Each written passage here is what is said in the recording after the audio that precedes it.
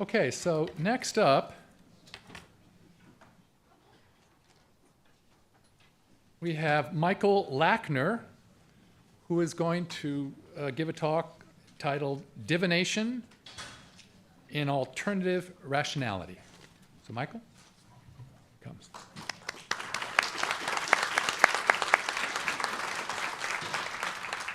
Thank you so much. I first have to thank Jeff Kreipel for this invitation that honors me a lot.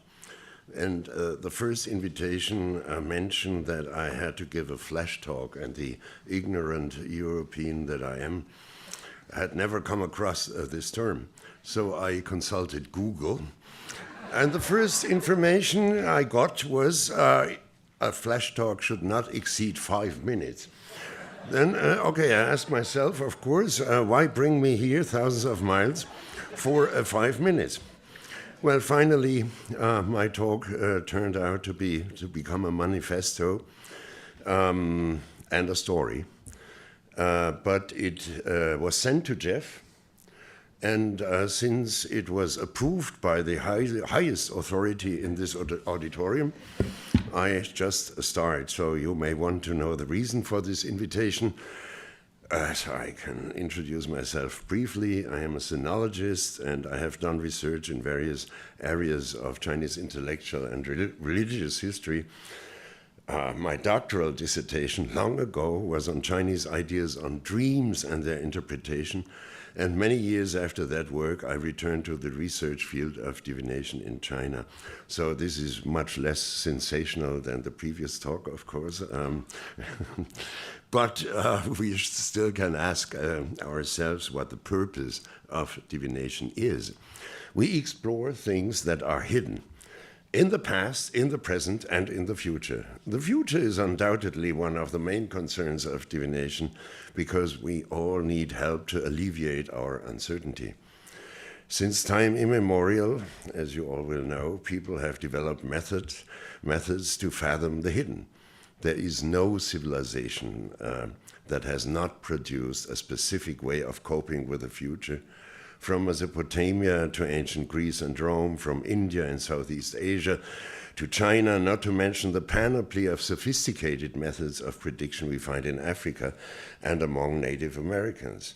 Now, there is now a broad consensus that the thinking underlying prediction based on extrapolation or interpretation of sets of data, chronomancy, extipicy, i.e. the study of animal entrails, bird flight, combination of numbers, that all this thinking differs a bit, but finally very little from modern forms of prognostication, such as weather forecasts, economic forecasts, and sometimes even medical prognosis. In many cases, the pundits of modern scientific prediction make fewer predictions that come true than people who represent only common sense. See Philip Tetlock's UPenn Super Forecasting, the Art and Science of Prediction. There are several ways of divining the future, but with some simplification, we can reduce them to the definition of the Roman philosopher and politician Cicero, who established two basic categories, artificial and natural divination. By artificial, he means methods based on calculations. And we can expand this by listing methods derived either from the position of the celestial bodies, astrology, or from counting milfoil stalks, the Chinese classic of changes, or from assigning certain properties to numbers, which is called numerology. Now, the natural divination includes all kinds of visions, prophecies, and inspired predictions, like the Pythia in the Delphic oracle. And the dream belongs to both types, but perhaps more to the second type. Prognostication and prediction are a pervasive anthropological phenomenon found in all cultures, but with different characteristics.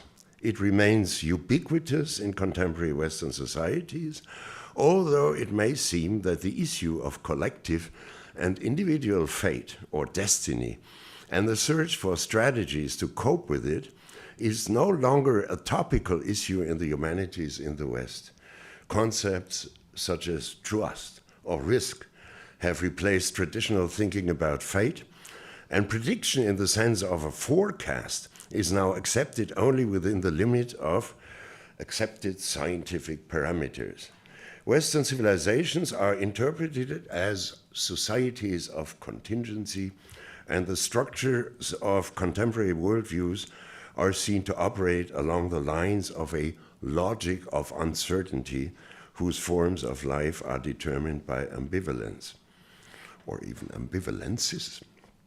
However, these diagnostic theories often tend to ignore the existence of entire civilizations that have dealt with the European Enlightenment in their own modern ways, preserving and modifying their views of individual and collective destiny.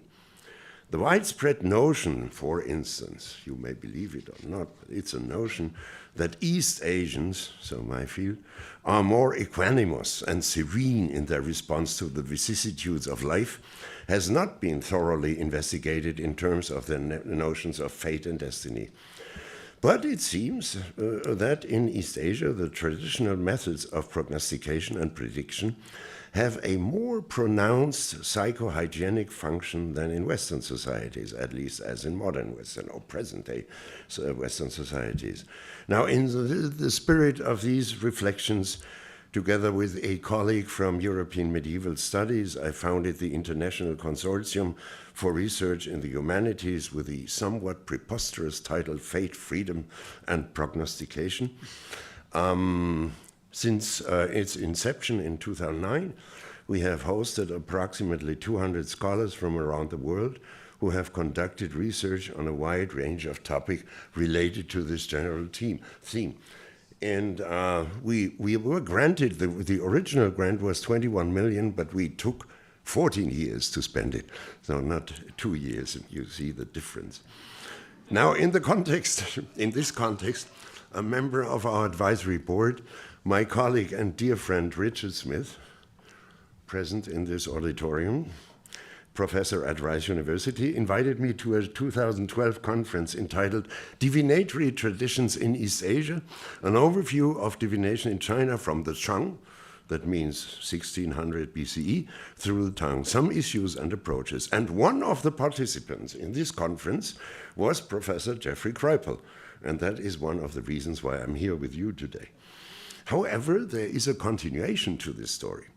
When the funding for our consortium approached its end, well, the 21 million had to be had to be spent finally, I thought about how we could continue our efforts by expanding the research team of coping with the future to a larger scale. And therefore, in 2022, with the help of several colleagues, among them Bernd Otto, who is also present in this auditorium, the Center for Advanced Studies in the Humanities and Social Sciences was established, and it is entitled Alternative Rationalities and Esoteric Practices from a Global Perspective. And for the center's inaugural celebration, I took the liberty of inviting Jeff Kripal to be the keynote speaker. So now you have the whole story that explains my presence here. Now, let me thank again Jeff for his invitation. I have referred to this newly established center as an extension of the previous one. And let me just briefly recap its mission statement, or parts of the mission statement. What do Chinese feng shui masters, Israeli experts in Kabbalah Mahais, German ritual magicians, Indian Vastu specialists, Egyptian Sahara, Caribbean brujos, West African Vodun practitioners, and Malay Bomo exorcists have in common? How can we gain an understanding of their experiences and practices from a cross-cultural perspective? Can we engage in comparative studies of these practices and experts without caving into potentially distorting Eurocentric or Western-centric stereotypes or an imperialism of categories? Now, main goal, of course, is to map a global field of research on such practices from a transcultural perspective. This is another reason why I'm here, and compare the various interpretations, rationalizations, and legitimation strategies used by practitioners and their clients. And of course, we aim at advancing theoretical explanatory models for the resilience of such practices in the face of dominant and exclusionary global scientific and technological discourses. It seems now, okay, that goes long, but you can sort of look at our website for the entire mission statement and for some comments. And we started last September, so there's not much to see yet, but at least I can recommend the site. It seems obvious, of course, that divination, whether by computation or by inspiration, draws heavily on an alternative rationality. But now comes the manifesto part. What exactly does the term alternative mean? The definition depends on one's point of view. From an orthodox point of view, any practice, any belief that does not conform to the view you adopt must be considered alternative, and regardless of the nature of your orthodoxy, which can be religious, scientific, political, and ideological, you will mercilessly reject the knowledge contained in heterodox beliefs, experiences, and practices, because they are considered impossible. And this rejection applies not only to the mantic arts, but also to the various kinds of the strange, parapsychological phenomena as well as magical practices. Now, civilizations of non-Western origin, however, may have other attitudes to offer that go beyond the either-or template. A few examples from my field. Choosing an auspicious day in the Chinese calendar, or better, the almanac. And Professor Smith knows much more about that than I do, but anyhow, I'm here. So for important events, such as a wedding, a trip, or an investment, etc., is a widespread practice in the Chinese-speaking world to this day.